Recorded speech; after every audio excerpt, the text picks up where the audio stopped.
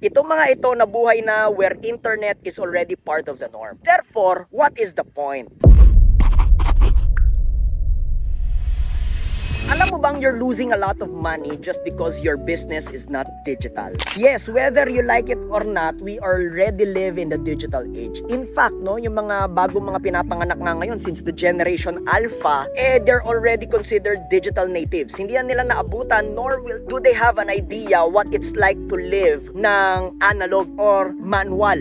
No? Itong mga ito na buhay na where internet is already part of the norm. Therefore, what is the point? Kailangan nag-a-adjust ka rin regardless of your age, regardless of your experience or the number of your tenure or years of tenure, kailangan nag-a-adjust ka by transitioning to digital. Meron na ngang mga AI ngayon, naiintindihan mo ba ito? Meron na ngang multi-channel presence ngayon, naiintindihan mo ba ito? Meron na ngang digital advertising na tinatawag na mas mura kesa sa traditional advertising media katulad ng TV, radio, print. Naiintindihan mo ba ito or alam mo ba ito? Kasi kailangan ikaw ngayon ay isang digital negosyante. Hindi na pwede na sasabihin mo sa akin, hindi yung negosyo kasi talaga brick and mortar, analog, manual. Yes, that may be a reality for you for now.